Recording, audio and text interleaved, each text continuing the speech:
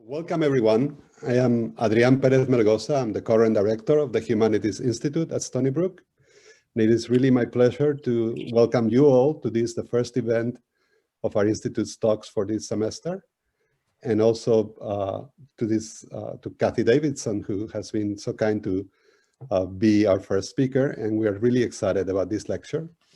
And I also want you to realize that this event has been possible thanks to the work of many people and the support of many different departments and part of the institution. So this lecture is really supported by the College of Arts and Sciences, the Sir Run Show Lecture Fund, the English Department, the Women's and Gender and Sexuality Studies Department, and the Humanities Institute at Stony Brook. But also events like this are really possible because of the work of a lot of people. And I would just like to highlight how instrumental several of the people that are right here right now have been in making this possible. So thanks Dean Eric Weissheimer for making this possible. Professor Celia Marshik, Andrew Newman, and Jeffrey Santana have been also instrumental. And of course, our own Adrian Unger at the Institute has worked in many of the details to bring this today to you. As we start our programs for the semester, let me allow me to give a plug to the Institute's activities that are upcoming. It's my pleasure now to introduce Celia Marshik, who will be coordinating today's event. And thank you everyone for making this possible. Thank you, Adrián. So it's my great pleasure to introduce Eric Weissheimer, Dean of the Graduate School and Professor of English at Stony Brook University. Eric is the author of Underwriting, The Poetics of Insurance in America, and also of Imagined Empires, Incas, Aztecs, and the New World of American Literature, 1771 to 1876. He's also the co-editor of a volume of essays, Critical Trauma Studies, Understanding Violence, Conflict, and Memory in Everyday Life. And last but not least, Eric is a widely published poet with two collections, the first titled Mylar and the second Regulus, to his credit. When Eric was a candidate for graduate dean here at Stony Brook, many of us were very excited about him because of his experience leading inter-university and international projects funded by the Mellon and Luce Foundations. And we were really interested in his experience working with Connected Academics, the Modern Language Association's pioneering program to expand the career knowledge and preparation of doctoral students in language and literature departments. Once here, Eric quickly established a reputation for collegiality and creative thinking, and we're very glad to call him a colleague. Plans for Cathy Davidson's visit were initiated in fall 2019, when pandemics and remote lectures were the stuff of science fiction, because Eric wrote to several of us in attendance about CUNY's Futures Initiative. In short, Cathy Davidson is here today in large part because of Eric's thinking. So there's no one more appropriate to introduce her, and I am proud to welcome to the virtual stage my colleague Eric Weissheimer. Oh, wow, that's really nice. Thank you, Celia, and thank you, Adrián and everyone who helped pull this together. I'm incredibly pleased and honored to introduce Cathy Davidson, who is Distinguished Professor of English at the Graduate Center at CUNY. From Revolution and the Word to Revolutionizing Learning, she has been a keen observer and innovator in the revolutionary work of the humanities in all its forms. When I got this job at Stony Brook, Cathy messaged me to say we should form a New York City coalition of graduate leaders. So this feels like it may be part of that formation. You could say Cathy and I have had some common interests. Both of us started in early American literature, and we both grew into doing administrative work. But I would say that the similarities really end there. She's been a trailblazer and a visionary in every phase of her scholarship and activism. From Revolution and the Word, which is a book that early Americanists still return to again and again and again. I'm using it all the time. To her editorship of American literature, to her innovative leadership at Duke, including the Haystack Initiative, which stands for the Humanities, Arts, Science, and Technology Alliance and Collaboratory, an acronym that kind of sums up her range of expertise and passions, to her founding of the Futures Initiative at CUNY, to her partnerships wide and deep with foundations and in politics, the MacArthur Foundation, Mellon's Connected Academics, the MLA, her work with the Obama administration on the National Council of the Humanities, to the Nobel Prize Committee Forum on the Future of Education, and on and on and on. And beyond all of this, the Olympian Nobel adjacent CV, Cathy's work teaches us something more than the sum of its parts. And that is something like how to be a scholar in the 21st century. She's taught us how to manage social media in the classroom, taught us how who our students are as readers and learners. And anecdotally, I remember Facebook messaging her back in 2011, I think, when my 12-year-old was addicted to her phone. And she really quickly got back to me with some sage and very comforting advice. She's taught us how our scholarship can drive our teaching, and taught us how to work with graduate students to rethink our profession and their places within it. And I would also just add, as I'm thinking of it, she kind of is teaching us how to work within the pandemic as well. As an example of all this, the intellectual and lived example of paying it forward, Cathy has asked us to donate a significant portion of her honorarium from the Run Run Shaw lecture to the SBU Emergency Fund for Students. Today's talk, Revolutionizing Learning, is so appropriate for our moment and for who Cathy is. So it is with obvious and great excitement that I'm happy to welcome Cathy to Stony Brook.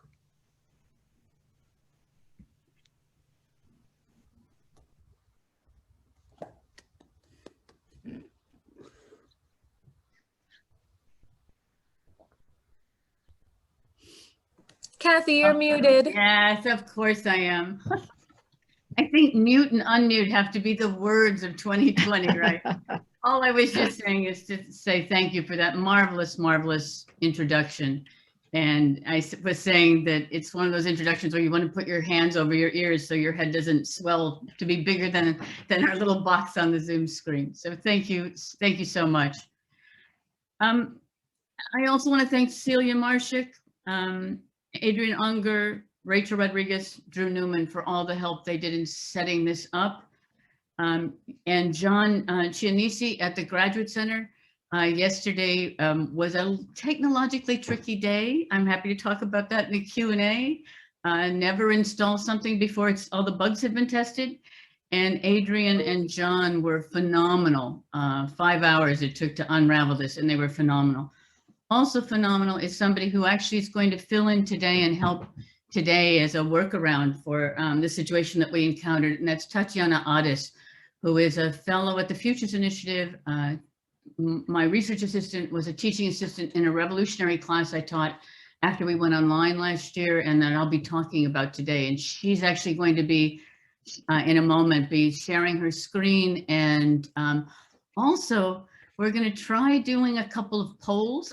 This whole talk is about active learning.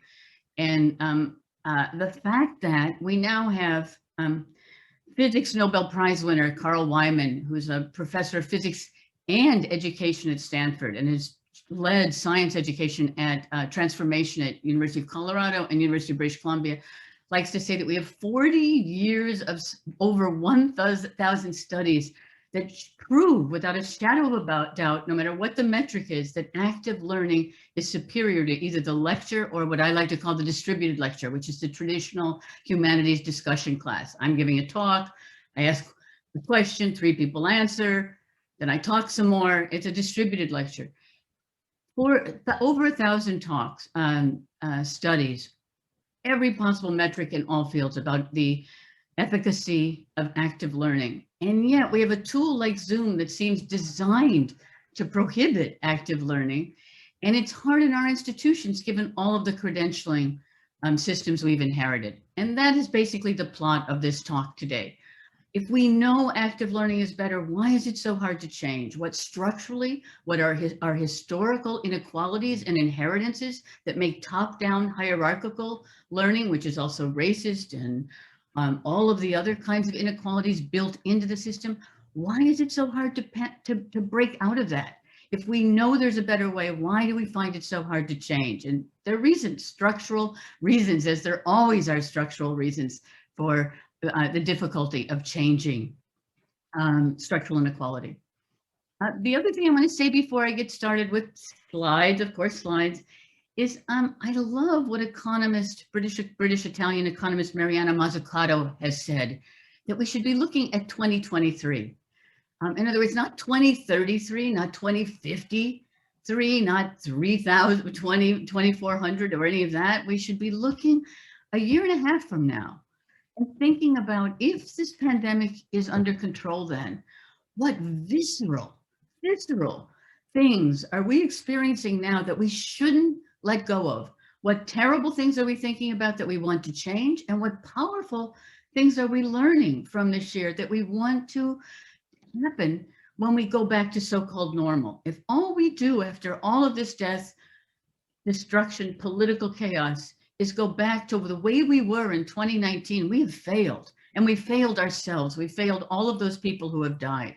So partly what I'm thinking about is, what can we learn this year, and how in the urgency of a pandemic's end can we learn from that lesson and implement it?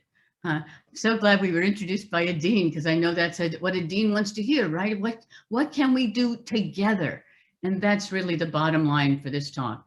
I'm now going to turn it over to amazing Tatiana Addis. Thank you so much, Tati, for sharing your screen today so we can make this happen.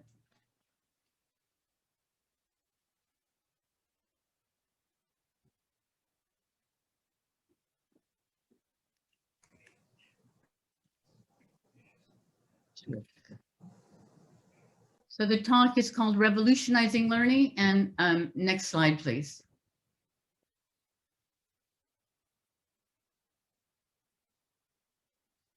I'm dedicating this talk to our students who are the inspiration for this talk, and inspiration, I think, for all of us. I think all of us have seen that our students at this cusp of their lives, as they're about to enter a new life, have had to deal with something of epic global proportions, and it's for them that I'm dedicating this talk. Next slide, please. I'm going to begin with a rather grim and powerful quotation from Arundhati Roy. Historically, pandemics have forced humans to break with the past and imagine their world anew. This one is no different. It is a portal. We can choose to walk through it, dragging the carcasses of our prejudice and hatred, our avarice, our data banks and dead ideas, our dead rivers and smoky skies behind us, or it's a pretty clear binary, or we can walk through lightly with little luggage, ready to imagine another world and ready to fight for it. Next slide, please. I also have a quote from Bell Hooks' Commitment to Engage, From Teaching to Transgress, the Bible of Active Learning, written in 1994. Commitment to engaged pedagogy carries with it the willingness to be responsible, not to pretend that professors do not have the power to change the direction of our students' lives. Next slide, please. So the legacy, let's start with a little history. I guess I'm a cultural historian. I have to believe that one reason we find it difficult to change things in the present is the present can feel so overwhelming and as if there's not another way. For me, studying the legacy in the past is because if people at another era made the situation we've inherited, we can unmake it. We can do it too. And I like to instrumentalize history in that way as a tool that allows us to see what we've inherited in order that we can change it. Next slide, please.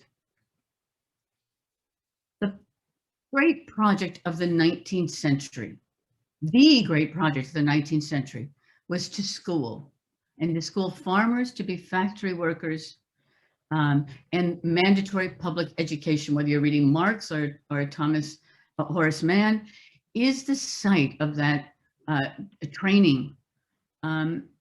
If you're a farmer, you're constantly making independent decisions, and decisions based on the exigencies of the moment. Are your animals healthy? Are your crops growing? Is it raining? Is it winter? Is it summer? What time does the sun come up? What time does it go down? Who do you have to help to mend the fence today? That's the opposite of factory work. In factory work, you have to be trained to a task. You have to be trained to time schedule, and you have to be trained to obedience. You have to be trained to inequality. You have to be trained to be subservient to somebody who's telling you what to do, when to do it, and how to do it. It's no coincidence that in every state that adopts mandatory public higher education from 1818 to 1918, basically in the United States, the attention to time is a fixation.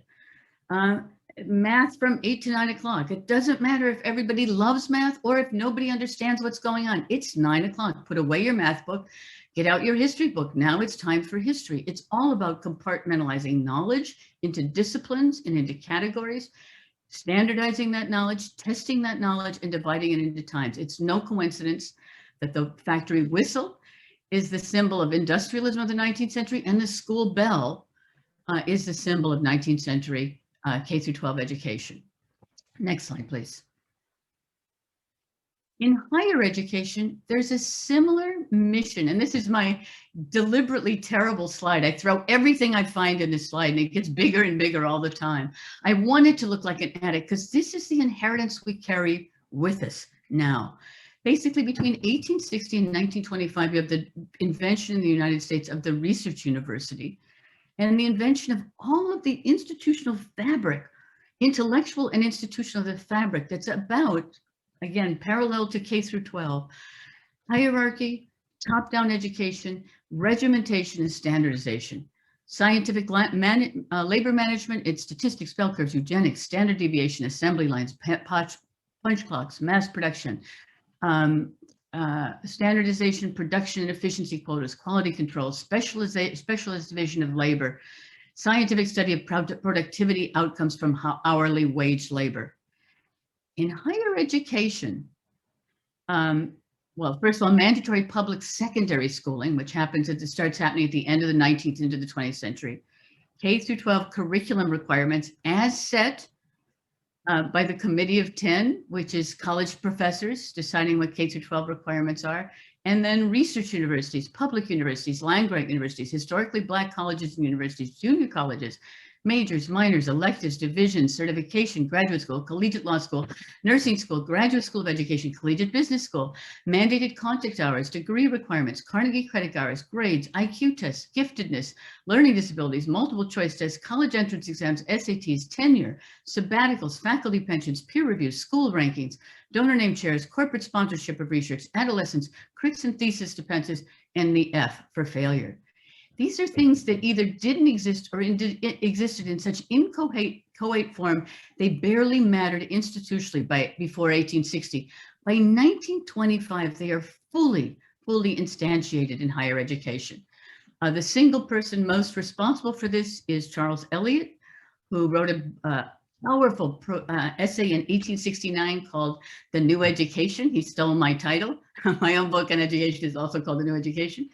Not by coincidence. And he was hired very young in his 30s to be the youngest president of Harvard. He stayed president of Harvard until 1909, 40 years. And during that time was phenomenally important in changing everything about the standardization of higher education.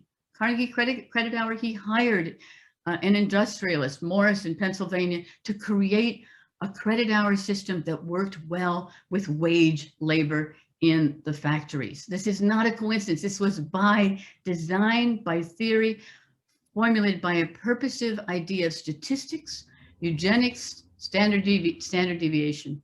I'll talk about just a few of them, just because they're so quirky. Next slide, please. Grades. For a book I wrote in 2011, the first book in what I call my How We Know trilogy. New Education is the second, and I'm currently with Christina Katapodis writing the third version, which is a practical how-to guide for active learning. But the first one, now you see it. I actually did archival research on how did we invent these ABCD grades? And it turns out Mount Holyoke is the first college to have ABCD grades. They invent the ABCD grade in, 1897. And when I went back to the archives, it turns out the thing they debated most was not the fact of reducing the complexity of ideas, of written out comments, of conferences with students to something which they thought of as scientific. We might also call it simplistic as an ABCD grade. They were obsessed about the E. How could you fail somebody with an E? Because somebody might think the E stood for excellence instead of for failure. So they invented the failure. A, B, C, D, they don't stand for anything. They're not referential. F stands for failure. I bet you can guess this. Within a year after the F being invented, to deal with the problem that E might be confused with excellence, suddenly there's a whole cottage industry in failure. Who genetically are failures? Who genetically is failing? What people are failing? What does failure mean? Suddenly it becomes a thing, a measurable thing. The second photo on this slide is from the American Meatpackers Association. In 1898, they decided to follow Mount Holyoke's example and adapt an A, B, C, D. They actually don't have a failure grading system for meat. And I went back and read the archives of the American Meatpackers Association and also interviewed in about 2010 the president of what was originally the American Meatpackers Association. It turns out every piece of meat comes with what we would call metadata. You can find out who graded it, what other kinds of grades they're giving, and what the criteria are.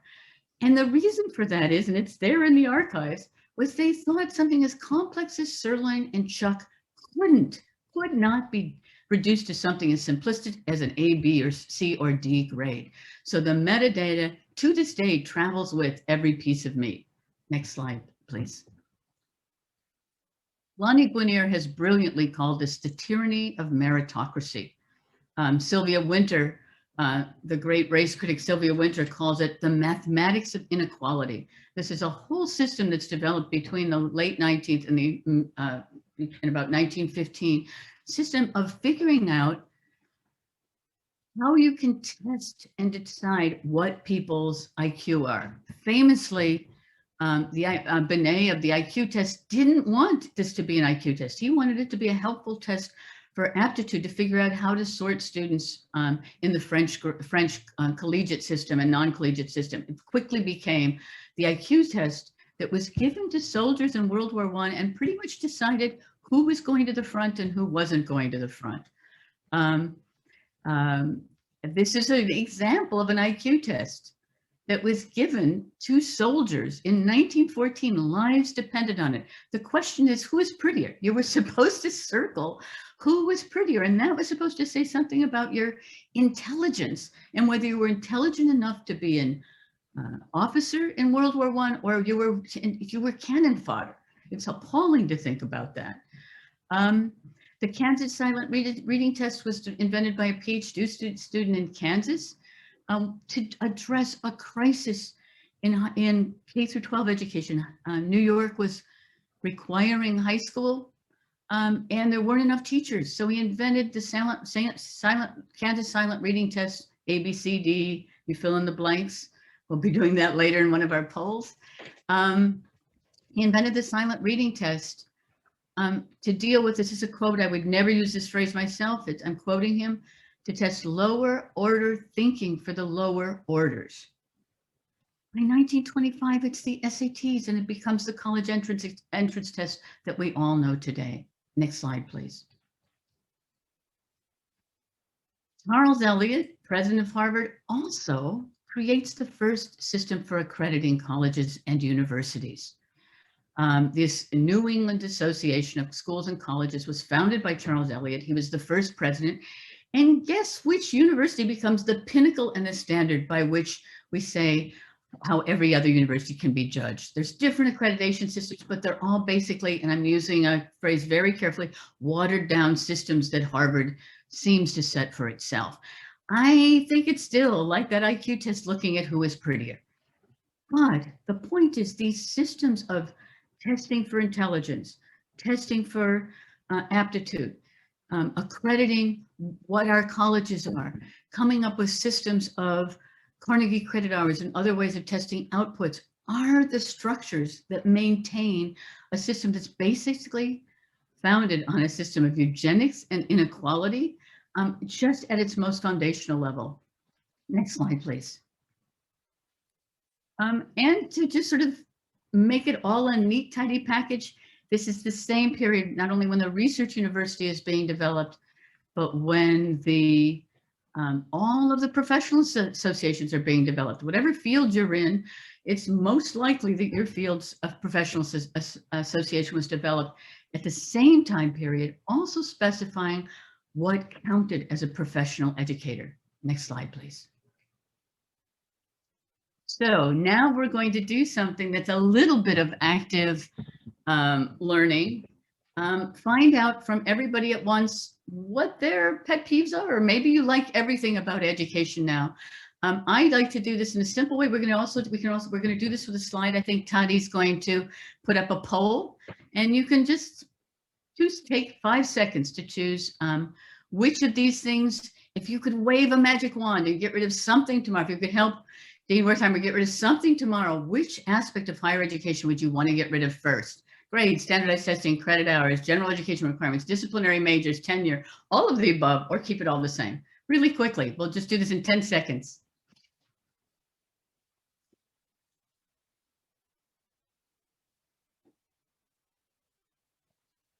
Anyone need more time, or do we have it here?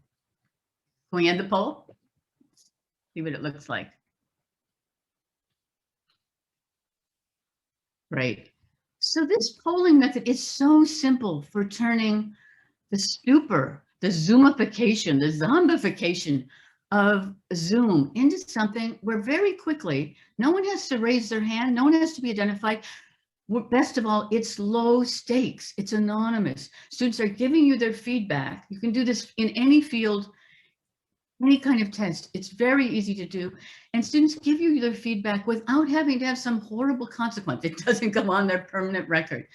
This is interesting to me, right? In this group, just off the top of our heads, 48% of people would like to get rid of standardized testing. 4% of people don't want to change a thing about higher education.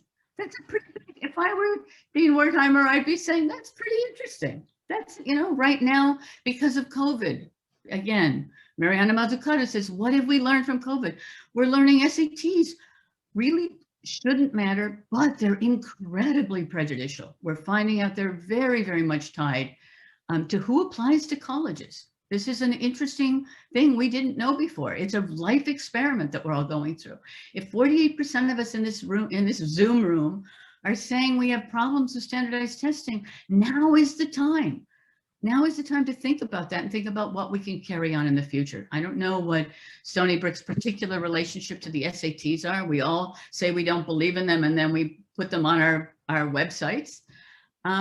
This is really an interesting factor. 23% are interested in grades. I'm in a new book by Susan D. Blum called Ungrading, about alternatives to grading. I'm not going to be talking about that today unless you ask about it in the Q&A, but that's interesting to me that 23% are interested in ungrading. If you give a test like this to your students in Zoom, suddenly you go from standardized, everyone looks the same faces, to something that gives you something meaty to talk about without it penalizing students, without it being high stakes for students. Next slide, please.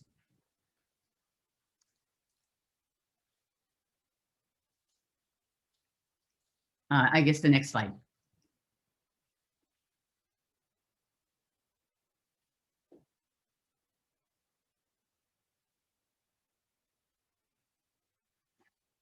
So that was the legacy. There is nothing in that, what I call my attic slide, with all of those things that are invented between 1865 and 1915, that I have to define, right? I try to put anything in that slide I find, but almost nothing requires definition. Why? Because it's a system we've inherited, right? Basically between 1860 and now, in quotation marks, we have inherited the system, but something pretty big happened on April 22nd, 1993. Next slide, please. April 22nd, 1993 is the day two professors, Larry Smarr and Dan Reed, they helped me start, they were part of the team that started Haystack. On that day, they came out with a piece of notebook paper.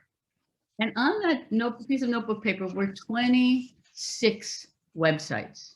And what they did as part of the National Center for Supercomputing Applications at the University of Illinois was, on that day, they gave to the world what they said was the biggest gift anyone had ever given to humankind. Because on that day, anyone with an internet could connect, use the Mosaic 1.0 browser for free, developed by academics for free, and connect to anybody else with an internet connection. And with that ability, they could have access to all the world's websites, all the world's 26 websites that fit on one piece of notebook paper, right? By the end of 1993, there were 10,000 websites. Internet usage had increased by 2,500%, with structures that are opposite of the structures higher education has inherited from 1860 to 1925. The internet doesn't come with a pause or a delete button. The internet doesn't require identity or verification. The internet doesn't come with an editor. You don't have to have expertise. In fact, one of the people that invented the Mosaic 1.0 browser was a 16-year-old in Japan who had dropped out of high school. I'm not going to say his name because that'll just get us distracted, but you can ask me in the Q&A. He's had a notorious and rather horrible recent past. And the internet comes without data security or privacy. We knew all that in 1993, and we know it now. How do we prepare students for this world? If all of that accoutrements of education prepared us for the world of 1925, what are we doing to prepare students for the world of 1993? Next slide, please. Much of what we do in 2021, that's a long time since 1993, right? Our typical college students today were born in, like 2003 or 2004, 2002. 2021, we're still learning by what educators call sequestered problem solving. That is, when students take a test, they often aren't allowed to use their phones. People have big debates about should they use laptops in the classroom. We're teaching in a way that cuts students off from the information that they have access to in every other part of their lives. We wonder why there's so little faith in education right now and why there's really a negative mood in higher education, which I hope is about to change with our new vice president, what do we call her, FLOTUS? No, yes, FLOTUS, who's keeping her job as a community college teacher while she's acting as the first professor of the nation. But still, we have a lot to change in higher education. Next slide, please. The other thing that's changed about higher education from Charles Eliot's time is our students do not look anymore like the students who were the elite 20% who went to college in Charles Eliot's day. These are figures from 2017 and they've changed because of COVID, but I like this op-ed a lot because it's by the president emerita at LaGuardia Community College, who loves to say, we're not teaching the top 20% or even the top 5% anymore. We're teaching the top 100%. How do we serve the top 100% of our students? 18 million undergraduates in college today, more than 40% go to community college, more than 40% work 30 hours a week. The whole distinction between full and part-time students is just so prejudicial, so unequal, given that 40% of our students work 30 hours a week. 25% work full-time and go to school full-time. 25% are over 25 years old. Over 30% are first-generation college students. 24% are low-income. 25% have food and housing insecurity. 58% are female. 45% are students of color. 0.4% are students at the Ivies, and I'm convinced 99% of books about higher education are still based on that poor 0.4% who go to the Ivies or written by people who went or who teach at the Ivies. So they're often books that are based on that system we inherited in 1925 that is very discordant with the system and the world our students live in today. Next slide, please. Our students are not homogenous, but our Zoom boxes can be pretty Brady Bunch homogenous.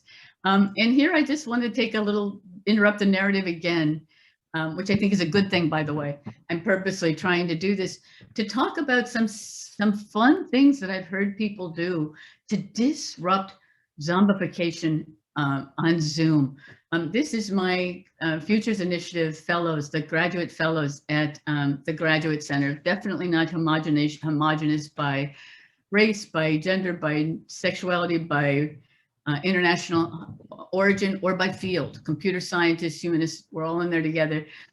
We took a break one time and we just joked and said, if you can find a hat, come back wearing a hat. It seems silly, and yet it was also creative. My friend Denise Cruz, who teaches Asian American Studies at Columbia, who's a phenomenal teacher, has a huge Asian American class, over 100 students. And she says sometimes she'll take a break and do silly things like say, come back wearing something different. And if you don't have something different, put on your clothes backwards or put on your t-shirt inside out, but do something different. Or she'll say, we're going to take a 10-minute break. And during that break, you're going to make some kind of interesting avatar on your Zoom feed. I've done this as well, where I've had students mess with their avatars in some creative way, create something interesting that goes up on their Zoom screen. I don't believe that you should have to see students' faces, so I let them invent themselves. What's never failed me, and Denise has said the same of her students in Asian American Studies, inevitably there'll be somebody who's too shy, who's never spoken up in any classroom, who does something amazing when given the possibility to be creative in a relatively silent and safe way, like in a Zoom field. And suddenly people are astonished at the creativity and will focus on somebody who's never been the focus of other people before. They can be a little scared by it, but it's also a source, it can be life-changing. I'll just say that, it can be life-changing. This has happened in 2 different classes I've taught with students who have disabilities, one of whom made a sonic presentation for us, a student who was visually impaired who made a sonic presentation. The appreciation for that student was so gratifying that he later said to me that it was a turning point in his life. Try it, mix it up. Next slide, please. Okay, that was now, this third part of this talk is about what we can do to structure equality. Next slide, please. The adage of the Futures Initiative: we cannot change structural inequality with goodwill. We must design new structures with equality at the core. If we could change structural inequality with goodwill, 50 years of critical race theory and critical gender theory would have changed the academy such that we would not have such a discrepancy, such a disparity between the demographics of those teaching students today and those who are students today. Students have changed far more demographically than we have as a professor. And I'm convinced, and it's not me, there's so much research on this, that our academic reward system constantly reinforces those people who are going to be on professors, are going to go on to be professors who are most like their professors. They are most like the professors in income background, educational level of parents, race and gender. I think you probably have all seen these studies of SAT, these maps of the United States that show SAT scores, distribution of SAT scores. You take down that map and you put up a map of income levels by county, and the maps are almost identical. We could get rid of all standardized testing and just bring people to college by how much their parents make. And it wouldn't be that much difference than what we do. Structural inequality is baked into the system. And I'm saying today that it's also baked into one-way, top-down, one-to-many methods of teaching. If I had my druthers, if I were teaching this as a course and not just as a 50-minute lecture, I would say all of those things on the slide need changing, and that they're all interconnected. All those legacies we've inherited are interconnected. They all need changing. But the place we can start is the one place where we as academics have most control in our classrooms. And that's why I push active learning. It's also a theory of social change, because I believe if we can make a change in our classrooms, that gives us a sense of our own power and helps us make changes, maybe even into standardized testing or to the other parts of the academy that we think might need changing. Next slide, please. One reason it's so hard to change the academy is we too, as academics, have inherited and are the product of an incredibly unequal reward system, a top-down reward system.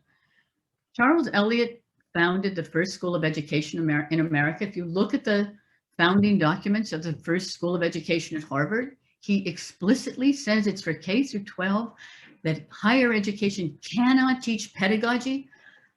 Professors of higher education shouldn't learn how to teach. Our job in education is only to do research, and our job as teachers is to teach our students how to do research and to teach exactly the way our teachers taught us.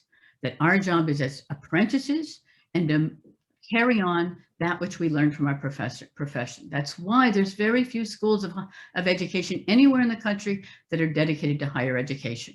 Very few of us actually study pedagogy. There's such a rich field. When people freaked out over online learning, I was constantly saying to people, we've got 50 years of online education with fantastic research by people who do online learning. Very few people even knew how to go to it because we're trained as researchers, but not as researchers of the thing we do most, which is teach.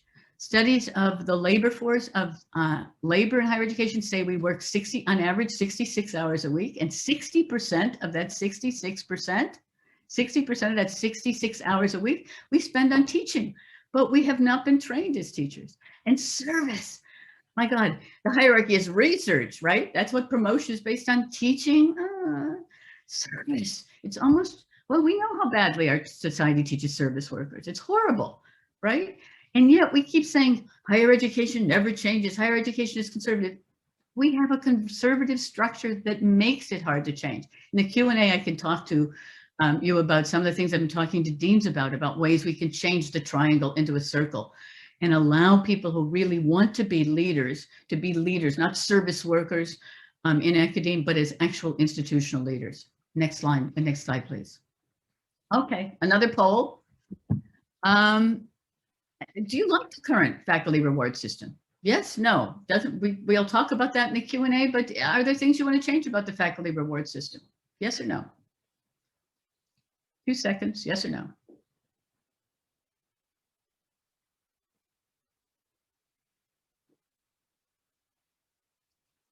Okay, and the poll, that's kind of amazing. We don't know. And again, if we were doing a poll in a classroom, we'd use this as the beginning of a discussion, right? That's pretty lopsided. 87% say no, they don't like the fact. I don't know why, you don't know why. That's how active learning works. You find something out, you investigate, and then you ask why. That's what active learning is about, is everybody embraces the why. If I were the dean, I would be fascinated that this audience who came to this talk, 87% of people said for one reason or another, they're not happy with the faculty reward system. It's a great place to begin a discussion. Fantastic place to begin a discussion. So much better than having the 3 people who always raise their hand in it's not a question, it's a comment, right? We know those people who always raise their hand. This is a way of finding out a little bit about everybody and very quickly. Okay, so let's go back to the slides again. Thanks so much, Teddy.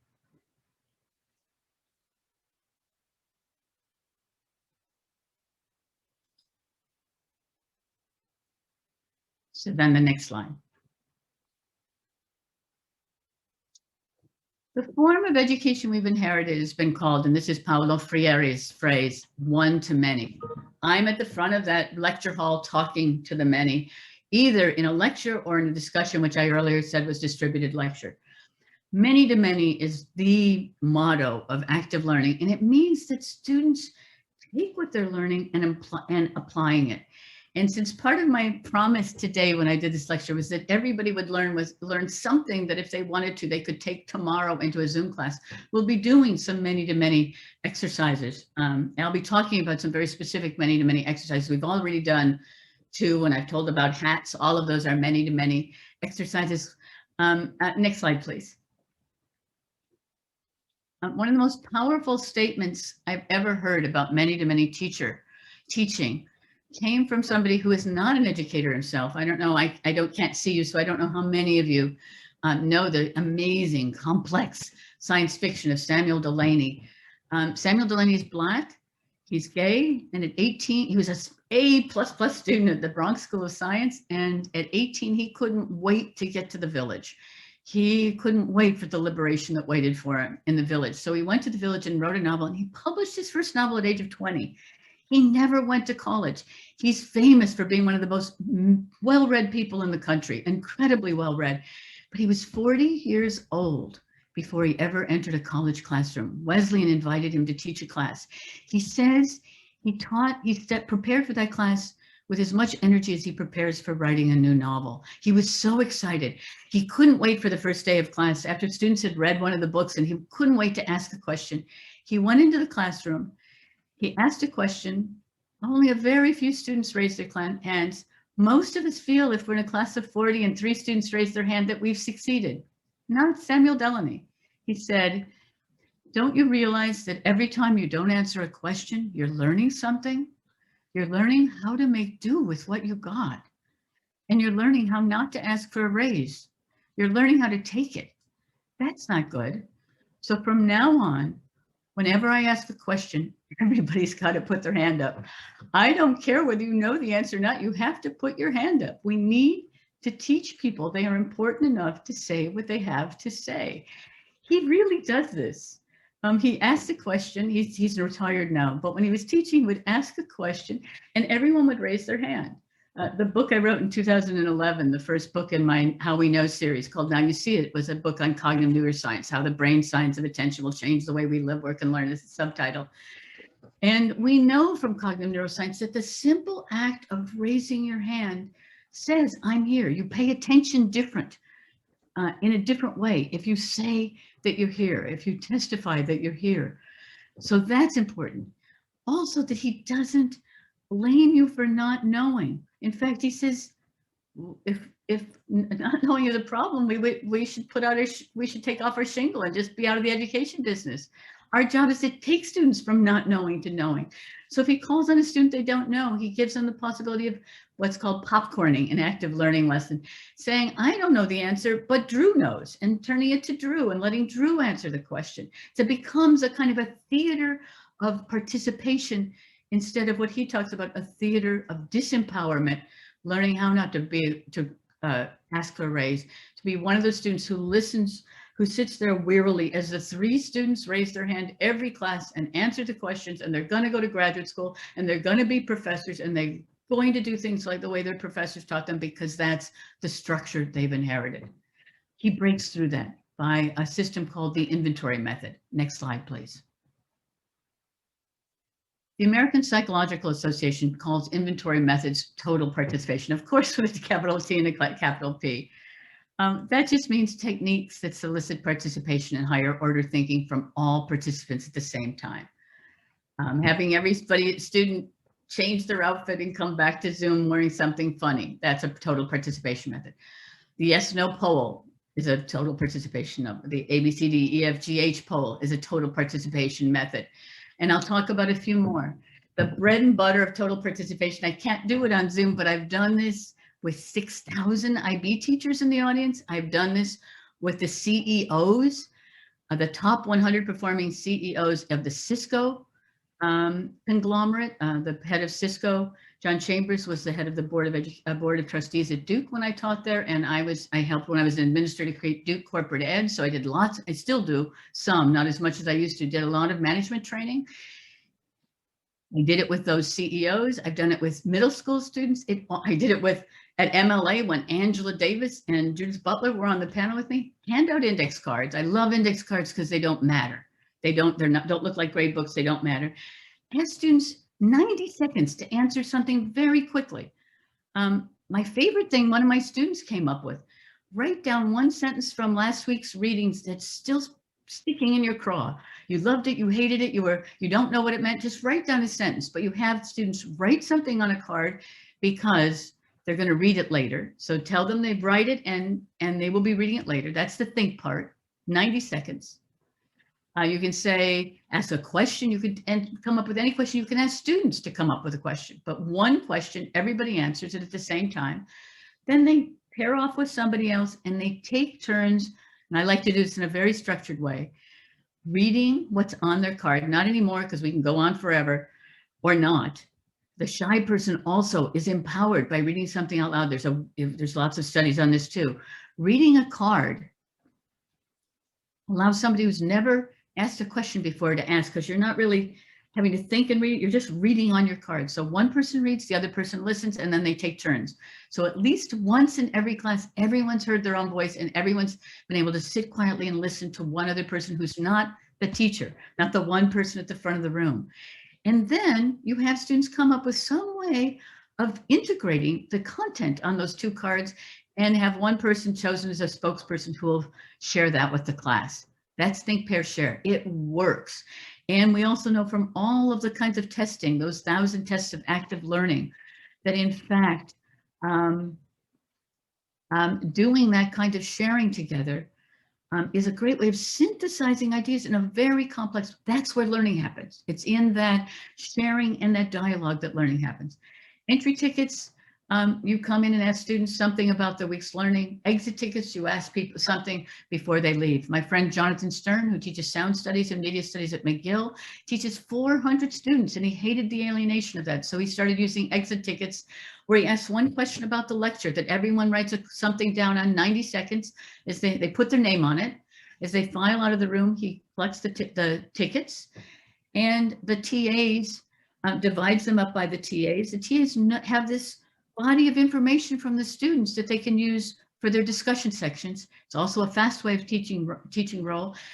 It's increased his grades, motivation, attendance, participation, excitement, and the number of majors. That simple act of knowing your professor is interested in you. He also does this amazing thing for his next lecture where he lays out these cards and he goes back and forth in the lecture to these different cards so students know, I have been heard. I'm not just here as a number in a 400-person class. I have been heard. I'm making a difference.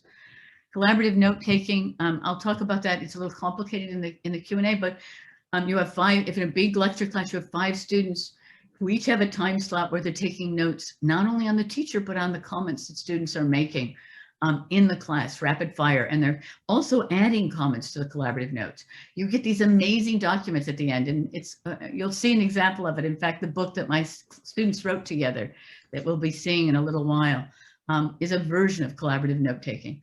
And then experiential learning.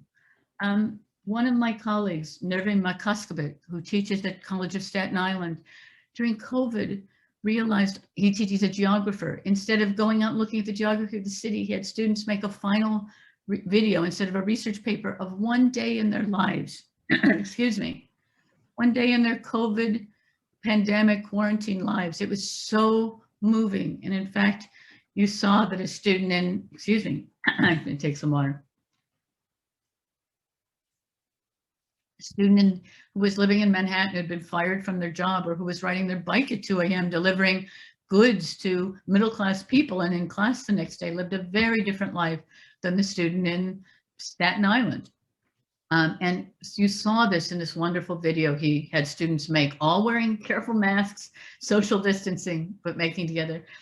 Another person I know had students read the beautiful book by Ocean Vuong on this brand new book, maybe 2 years old, it won a National Book Award, I believe, or was nominated, on This Earth We're Briefly Gorgeous. He has a beautiful description of trees. And this professor had students either go outside, well-masked, socially distanced, and find 2 trees and describe them in the manner of Ocean Vuong, or if they couldn't look, and if they could see a tree out their window, describe that, including in the cage of the window that surrounded those teams. So those are all ways of making learning intimate and practical, even within the confines of Zoom. Next slide, please. The experiential learning, the collaborative note-taking, learning that we did in my class last year. I'm not talking about that day, but my classes tend to be radically active learning. I've had some classes where on the first day I say, hi everyone, bye everyone, I'm gonna come back in 45 minutes, make a class that will transform all of our lives. Students have never failed me to unite in groups and make such a class.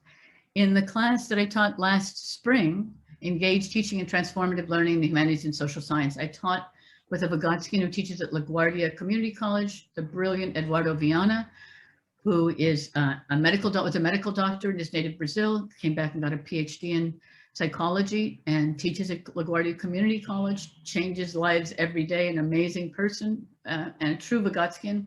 We planned the first half of the class. The second half of the class We had students arrange into groups and create the content, the readings, the method they were delivering, and some active learning way of delivering it. Then March 10th happened, and suddenly the pandemic hit New York and CUNY went online. In fact, we had already gone online because 2 of the students in the class were immunocompromised and had told us they were going to have to attend the rest of the class via probably someone's cell phone. And the class voted that if 2 students had to be online, we all had to be online. So in fact, before CUNY went online, but while the pandemic was getting bad, we'd already gone online. But a few weeks into the pandemic, it became clear that there was nobody in this class who wasn't personally affected by the pandemic, either loss of job, loss of life. One student was taking care of her 3-year-old nephew for her brother and sister-in-law. Everybody's life had an impact. And it was that student, Drielle Simmons, who, when she was leading the class, said, I want to do something that brings us together, even at this time of pandemic when we're all feeling so isolated and suffering. And that's everybody take 3 minutes and in our Google Doc on Zoom, just write down a favorite family recipe, just from memory, a family story, a story about a dinner, something. And collaboratively, we all started writing family recipes. Subsequently, Drielle and amazing Tatiana Addis, who was the teaching instructor in that class, and who's been our slide sharer today when our technology would have failed. Thank you, Tati. Edited this beautiful book that we've published on Manifold. It's available. Anybody can get it for free. And it's a book of recipes, family stories, photographs, artwork, poems. One student wrote a recipe for how to change higher education. Another student wrote a recipe for how to make a book. She literally dyed a cloth book and taught us how to do that. So it's a very creative book, but it was a way of coming together against the alienation of Zoom, of a pandemic, and of the structures and legacies of learning that we've inherited. Next slide, please. So now it's your turn. We're going to do this in 90 seconds. Please go into the chat. Next slide, please. And in the chat, I'd like everybody just to share rough sketch. We're only going to take 90 seconds and we'll come back to these in the Q&A, but we'll also come back to them. Drew Newman has said that we could capture these later and they could be posted, the ideas could be posted on the English department website. So your best idea for active learning, your best activity that you've used in any class you've ever taught on Zoom or face-to-face, the same methods that I use on Zoom, I also use face-to-face, anything that you've come back up with that empowers all students at the same time, not grading, something exciting that inspires critical thinking or imagination or creativity or activism, anything. Just take a second in the chat to just write down an idea for us that you'd like to share with somebody, your best shot of your best assignment that you've ever done.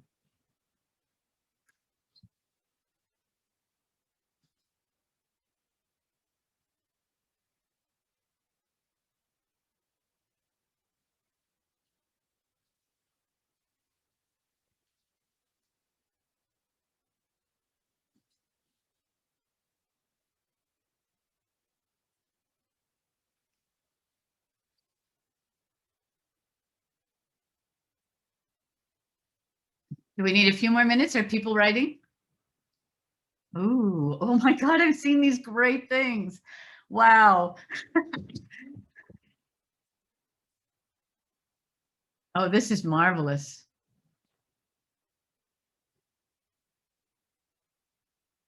I'm seeing some lovely friends too on this chat and seeing some beautiful ideas. These are great.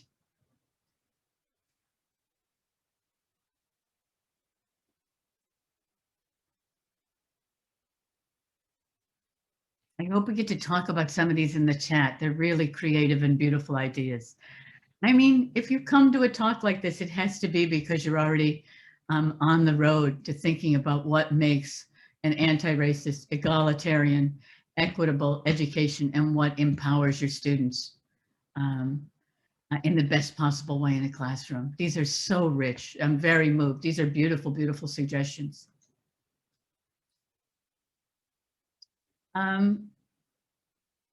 It's not easy being a teacher. 66 hours a week is a lot. Next slide, please.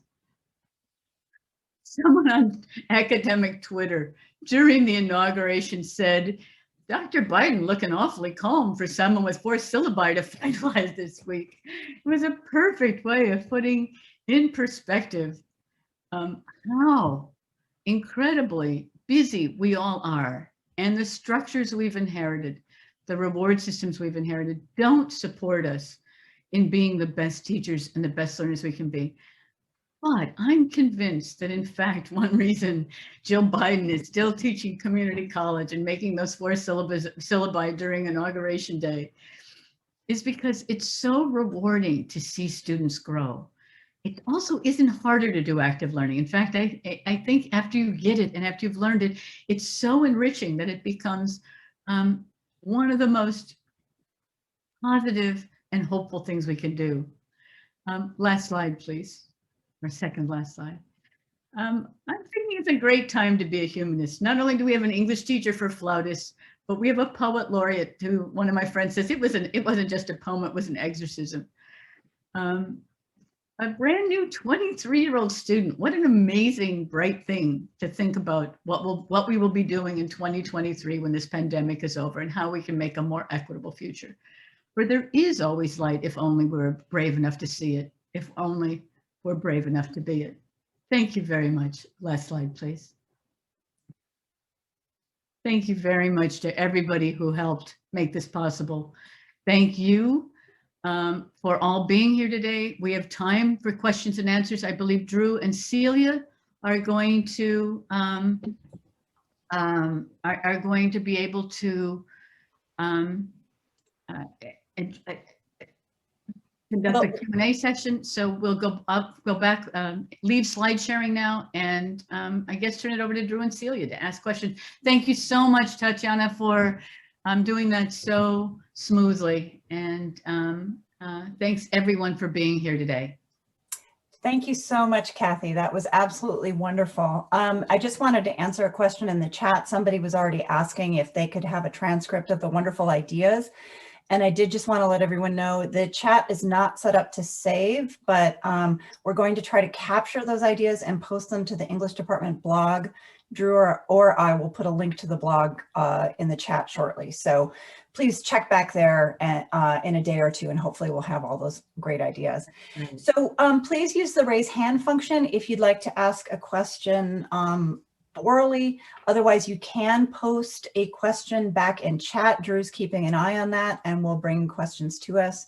Does anyone have something they'd like to bring up?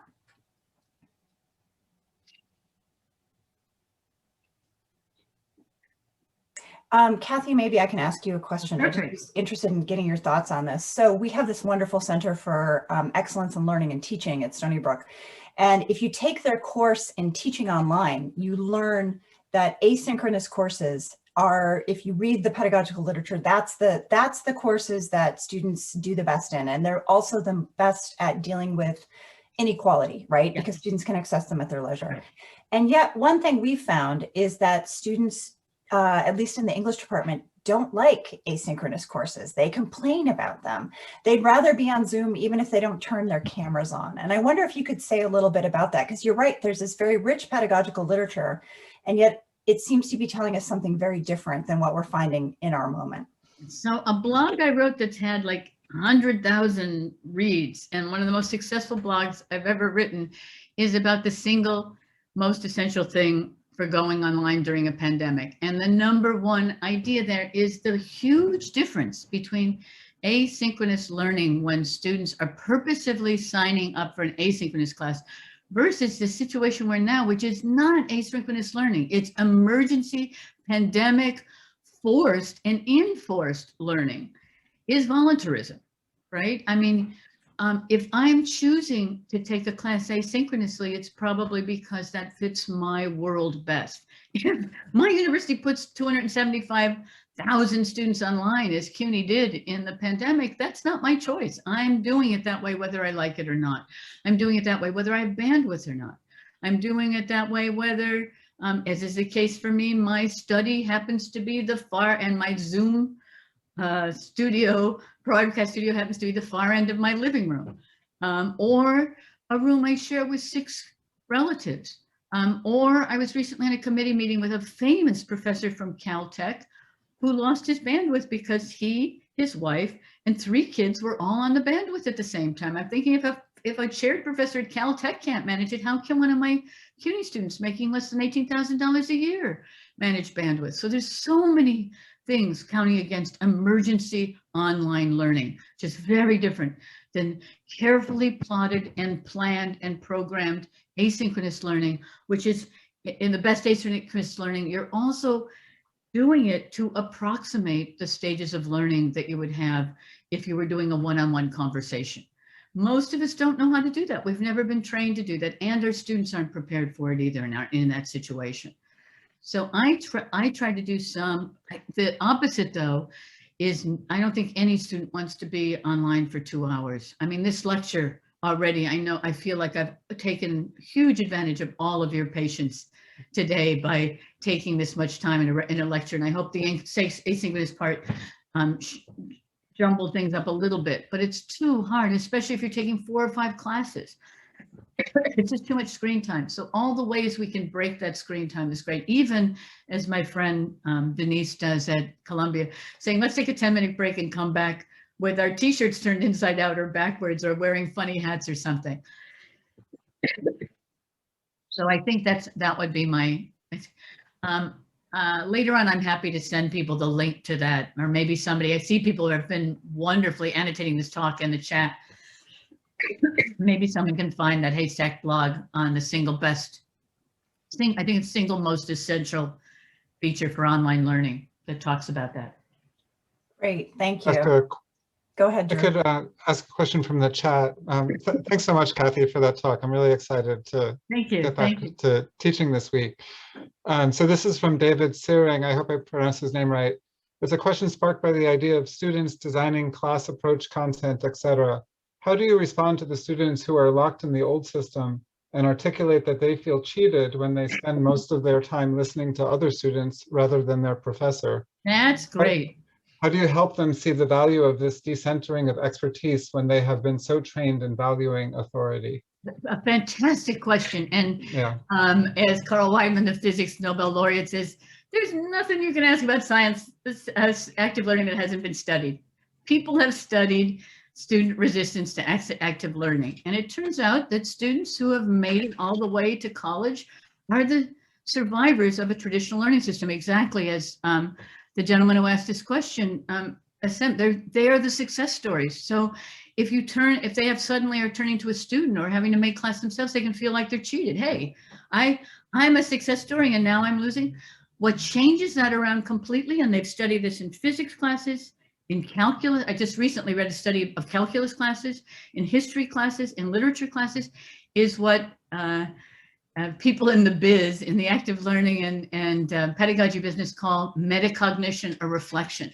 You share with students at the very beginning of the class the 1,000 studies or the meta study that was in publications of the National Academy of Science in 2014 and then the follow-up studies in 2015 that show all of the benefits of active learning, including active learning is the single best way to teach the so-called soft skills, essential skills, relational skills, whatever term you want to use, that employers say are the single most important thing they look for as they're hiring new graduates. One-way learning doesn't teach collaboration. It doesn't teach synthesis. It doesn't teach how you take complicated ideas, how you take an idea from an idea to implementation, how you communicate those ideas. All of those are essential ingredients in active learning. One thing I do in my classes is have students come in on the first day of class with a resume, blank resume template. I give them a template for it and we look online for soft and essential skills and we put those on the resume. And every time we do an active learning assignment where they have mastered one of those skills, they get to put that onto the resume as a bullet point of something they've done with evidence for how they've done it. By the end of the class, their resumes are so long, they have to take things off their resumes. Believe me, students believe in the power of active learning when they're actually creating a workable resume that they can use in the world. It's also great for graduate school It's also great for getting your first job. So all of those things work in the graduate seminar classroom as well. But the point is to let students in on the secret that this works better than traditional education. They have to see the studies, assign the studies, or let them read the studies so they know, wow, we're doing something that's better than what we've done all those years. Our success isn't being counted against us. Our success allows us to be in this place where we're learning something amazing that's going to be so beneficial, not only for the content we learn, the exams we take. Again, they've tested this literally over 1,000 times, but also in the essential skills that will make us better at doing life, at doing everything outside of school. Great, thanks, Cathy. Gene Hammond had his hand up. I don't see it up anymore, but Gene, if you wanted to ask a question. And again, just a reminder, you can post questions in the chat or you can raise your hand using the reactions button if you've got updated Zoom. Okay, thank questions you, from the audience. Thank you, Celia. Cathy, I thought a little contradiction in what you said in one aspect of it that has plagued me. And that is, I want to see the students' faces, and I want to see their active faces during class. And I think they get to know each other better. And in fact, at the end of the semester, that's been the feedback that I've gotten, that that's what they like about a so-called synchronous class. But you said that you don't require them to show their faces, and I'm wondering why. Yeah. In the best of all possible worlds, I so want to see their faces. I so do. But when I know, and it might be different at Stony Brook, when I know that almost 60% of CUNY students live below the poverty line, I don't feel I can do that. It feels like a real invasion of privacy. And there are other reasons why it feels like an invasion of privacy. And in the hierarchy of things I love and want, student privacy and security is number one. I hate it. I always invite students to use it. I also invite students to come up with some thing that represents them. So I don't ever let them, I don't like them to have a black box with their name in white. Right. I say, you don't have to show your camera, but come up with something creative that stands for you in some powerful way. And even that makes a difference. And people will call, hey, peacock, you know, I mean, what if someone puts a peacock in so one of my students made a hilarious peacock illustration, which is why I'm thinking of this. We all thought it was a turkey, anyway. So something that personalizes it. Often when they're working in small groups, I ask them once they're in their groups to think about whether they feel comfortable talking to each other. Even in my incredibly wonderful Futures Initiative Fellows group, there's one fellow who just, she's not obligated to tell us why. She says, I just can't have my camera on. And I never would require her to have her camera on if that's the way she feels. But I so agree with you. It's not a contradiction. It's a deep sadness and ambivalence. Right. That it has to be that way. But thank you for that's a great question. Thank you.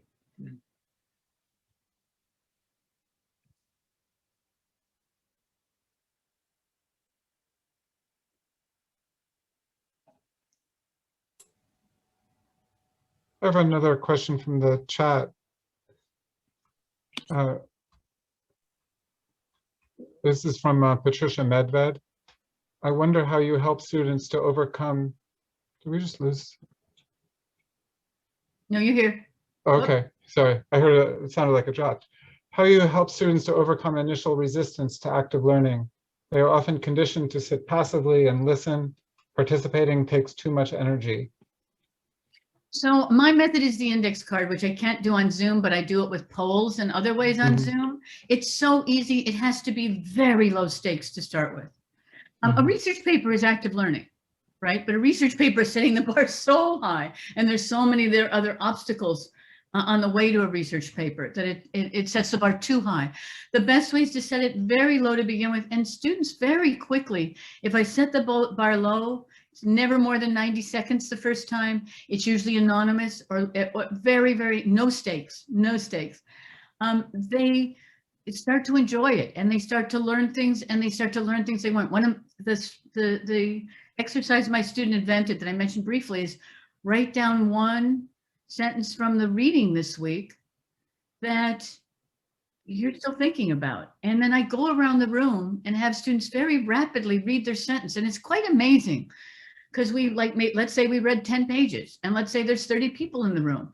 You think you read the same 10 pages. Again, from neuroscience, we know you didn't, right? That's the philosopher Michel de Certeau's famous idea of poaching, that in everything we do, whether it's walking down the street, watching a movie, hearing a lecture, or reading a 10-page text, we're constantly taking what's meaningful to us or what interests us, and we're poaching.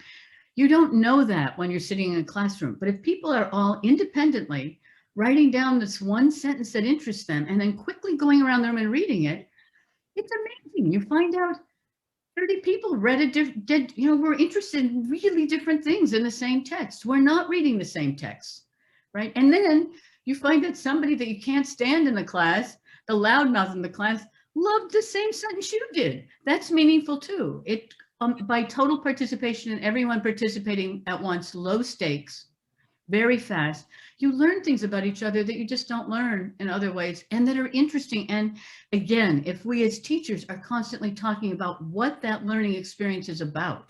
So for example, poaching is an experience that we can use in any situation, right? I once, when I was co-chairing the digital media and learning competitions for the MacArthur Foundation, we held our annual meeting in the same exact auditorium conference center in Long Beach, California, as the TED Talks. And people would come out of these TED Talks saying, that was the best lecture I've ever heard. It changed my life. I will never forget that lecture. There were students from a local college who were doing a research study with about 6, maybe 10 questions, which they would ask to those people as they were stepping out of the lecture they would never forget, that they would remember the rest of their life, that had changed their life. They were asking them questions. People could rarely answer more than 2 or 3 of the questions, simple, factual questions from this lecture that would change their life. People that went in together to the lecture had totally different views of what the lecture was about, right? That's what Michel de Certeau's poaching is. That's what a lecture is. That's one of the reasons lectures, why Wyman, the physicist, says there's no more terrible way to teach science than the lecture. No one learns from a lecture. We know that. We don't learn from lectures. And that's why, because we're very selective. But unless you tell that to students, they don't know what that exercise of everyone going around the room and reading their sentence means on a larger level for their life. What it means is if you're lecturing your kid, he's not listening to everything you say. Parents know that, right? Especially if they're teenagers. When you're lecturing your employees, if you're a manager, they're not hearing everything you're saying, right? This is a life lesson that you have to learn over and over again, unless you're lucky enough to have had active learning where you've actually experienced that. So again, reflection and metacognition are so important for how people learn. Great, thank you. Next, we have a question from Susan Shekel. Susan, please unmute. No, it's from him. It's actually me. An interloper. Otherwise known as the dude sitting next to Susan Shekel.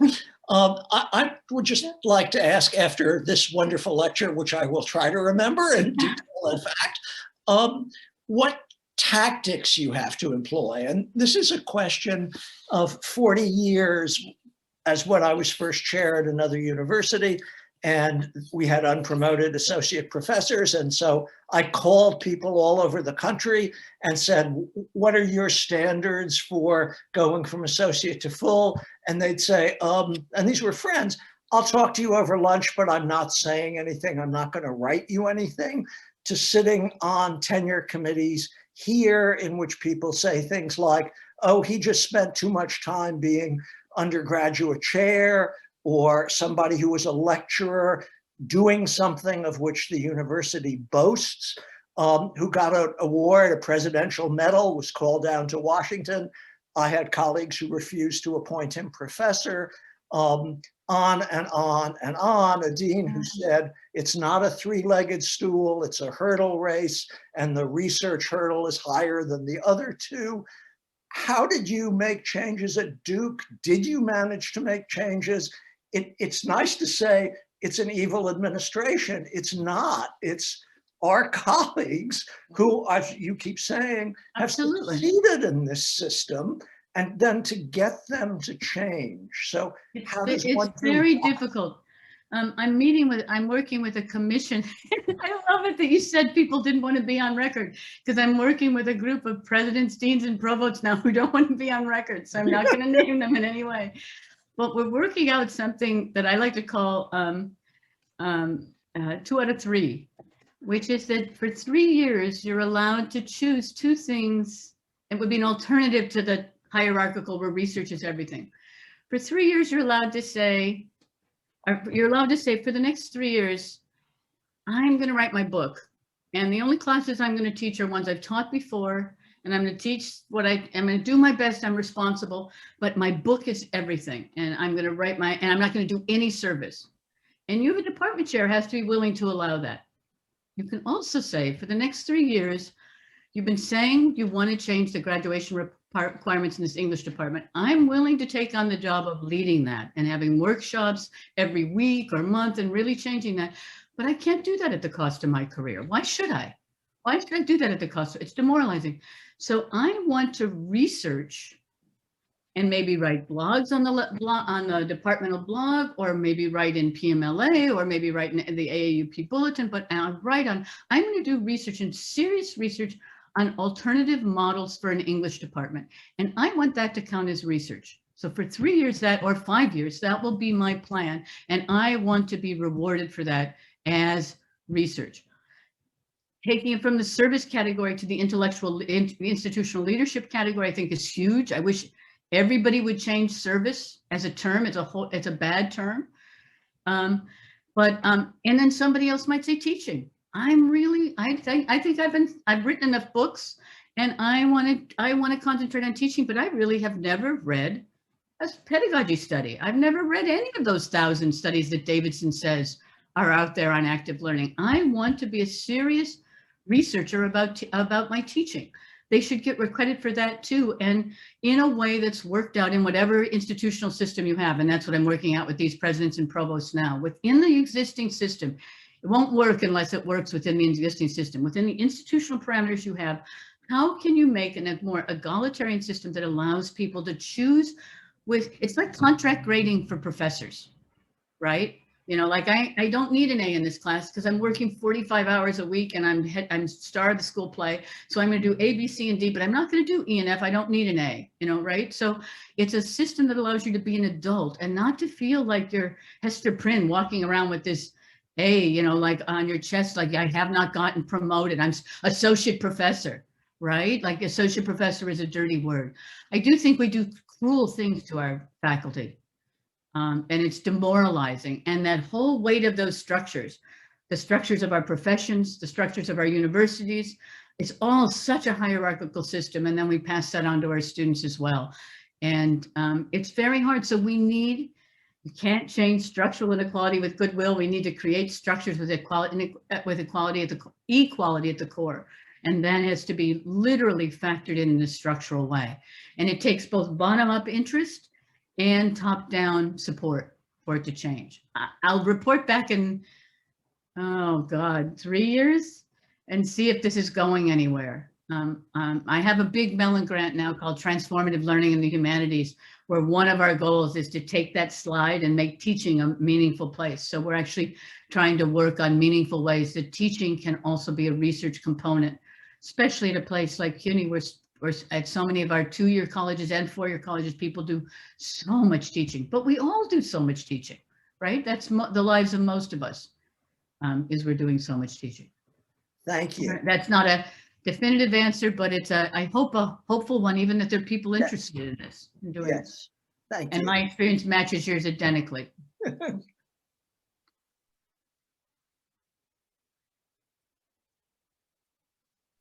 Well, your response to Peter's question really relates to a whole thread that's appeared in the chat. Beginning with Amy Cook asking, how can an admin incentivize teachers to learn these new tricks, to be beginners again? And then Jenks Milo flipped Amy's question, how can teachers incentivize admins to leave behind the old methods? Eric Wertheimer added that he feels that there's surprising support for this administratively, which I think we're seeing. The problems arise at the level of institutional assessment, metrics, and accreditation. so many invidious ideas baked into those. So is there any aspect of that thread that I you have want to speak so to, many things I Cathy? can say about that. I once keynoted this association of all the people that accredit universities. And it was when I was doing my first book in the How We Know series, Now You See It. And I came out onto the stage. There were probably 1,000 people there. They all work all their life making accreditation and testing systems. And I said, boy, am I going to disappoint you, because I'm going to undercut everything you do. And the mood in the room was like the death of your best friend. And I came on the other side of the podium and I said, I just effed up. What?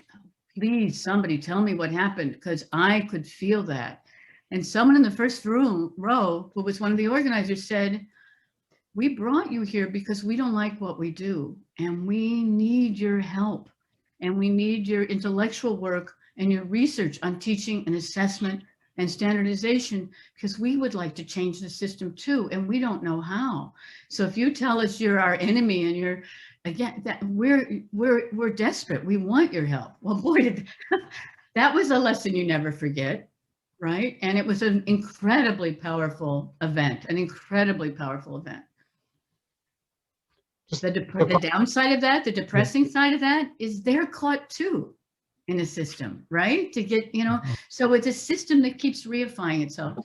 Carl Wyman, and I keep quoting him because I was just on a Nobel Prize committee with him, and Nobel Prize winners say, I want my dual appointment to be in physics, where I won my Nobel Prize in education. That's pretty amazing. He wrote a book called How Universities Should Teach Science. I bungled that title, where he has all the metrics he's used to work towards changing science teaching.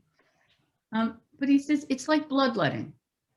That for thousands of years, people practiced bloodletting. And then the science said, bloodletting kills people, it doesn't help. And it took about 50 years from when everybody in science knew bloodletting was bad to making bloodletting be anathema. And he feels like right now we're at and maybe the pandemic will help, that we're at a bloodletting moment where we're just seeing changes. I have to say at CUNY, over and over again, people have said what I'm doing, where I'm trying to tie research and teaching together, wouldn't work, that people would think was against their self-interest.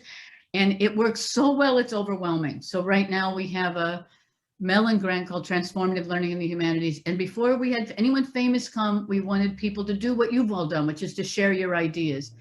And we said we would offer people a pretty small reward, $500 for directing a public program that would teach people how to do some remarkable interactive learning experiment that they were doing. We made this available to anyone at the 2 or 4 year colleges across CUNY. This was going to start it starts a week from now and it's going to end May 1st. We just ended the competition January 15th. We're going to be putting on 70 events. What sane person puts on 70 events in 3 months? I mean, that's just craziness. We're having intensive workshops about this starting next fall. We just announced the competition and put out the applications also this week. The applications are due till March 25th. We already have 12 applications. I don't know what we're going to do with this. So I think there's a way where if you make things available and you incentivize and say, we're incentivizing your interest in teaching and making that as respectable as your research interests, and making this a field, making this something you can do well at, and then is based. I think Black Lives Matter has helped too. That our whole world, I think I'm talking to public universities, so I'll be careful. I think the political moments and the changing political moments all make us think we have to do something about the inequities in our society. We have to do something serious about it. And we know teaching is one of those training grounds for inequality. So I really think we might be at one of those watershed moments where people are interested. My experience is they are, and that people do want to change. And it's a matter of finding ways, block captains, community organizing, and finding ways to really make change work. I'm an optimist. I just refuse not to be an optimist. I do believe in Gramsci's idea about pessimism of the intellect and and optimism of the will. And I do think if you don't have optimism that things are going to change, you lose, right? So that's my motivation for everything I do. We've kept you long. Do we have time for one more question? Is that? Sure. I'm happy to answer one more question. Sure. This is from Jeff Santa Ana. And he asks, how might pedagogies of critical thinking in this time of so much misinformation because of far-right conspiracy movements like QAnon and white supremacists, misogynists, anti-LGBTQ, hate groups like the Proud Boys, be an active learning issue? What part does active learning have to enable our society to be a democratic one in a current time of anti-democratic and authoritarian movements? That's a perfect question, because needless to say, the philosophical foundation for all versions of active learning is democracy, right? How you learn, how people become empowered enough to feel they have, like Samuel Delaney said, they're important enough to have something to say, and how that carries not just in the classroom, but to the world at large. I'm very, oh God, I'm addicted to TikTok. I think it's the most brilliant form that we've come up with in the pandemic, that there's always some goofy new thing that we're all trying to be creative together and doing. But I also love the minute-long lectures that young people give us about various aspects of equality. There's so, first of all, I learn things. I'm always saying, I know everything there is to know about Ida B. Wells. That can't be true. And I do the research, and some 17-year-old has taught me something I didn't know about Ida B. Wells. Darn, I mean, of course it's great, but it's almost a competition to give the best little mini lecture you can on TikTok about your views and values. Recently, there's been a bunch of young Republicans about how much they hate neo-Nazism, white supremacy, QAnon, and little position pieces about how you can be a conservative and not one of those horrible people. I'm fascinated by that. I mean, most of the people on TikTok who are in my FYP, my For You page, as it's called, to TikTok insiders, are in fact progressive in politics. So I don't often see the people on the other side, but so I do see mostly progressive students. The QAnon question, the misinformation questions, I love to bring in something, or even better, I have students bring in the craziest darn thing they saw that week on a right-wing blog, and then have students in class work in groups to refute it, and maybe even make a TikTok to refute it. The Jewish lasers that started the, Jewish people with Jewish lasers started California wildfires. I had students telling me about that even before it made the news. They were talking about it on TikTok before it was on CNN. So that's a great way to use active learning, and including to use their own ability to make things to make better stories and better narratives. But I think changing misinformation is one of the most important things we can do right now. Great. Thank you, Cathy. This has just been a wonderful talk, and I do want to remind everybody that we'll be capturing the ideas that people shared for active learning strategies, and they'll be posted on the English department blog. That's been posted in the comments a couple times, the link, but give us a few days to get them up, because there were, of course, a lot of comments and suggestions there. So I just want to say one more time, thank you so much, Cathy. This has been wonderful, inspiring. Couldn't have happened at a more perfect time than the first week of our remote semester, largely remote semester. I want to thank Eric Weissheimer for introducing Cathy, and I want to thank everybody who was involved in bringing Cathy to Stony Brook. This has just been a really wonderful event. So, well, thank you all. I want to thank you all. It's a very silent forum, but thank you all for everything. I especially want to thank Tatiana and Adrian and John at the Graduate Center for coming for solving the problem. If you want to know what installation you should never use because it's still buggy, I will tell you that offline. I think as a public person, I can get in trouble for announcing that. Oh, I announced on Twitter. Be careful about downloading Big Sur unless you know what it can do. It doesn't play well with Zoom. So I really appreciate the 5 hours we spent yesterday getting that corrected so we could do it today. Thank you all. And just thanks for inviting me. It's really been wonderful. And thank you for taking time from your over-Zoomed life to think about these issues together. Thank you. Thank you, Cathy.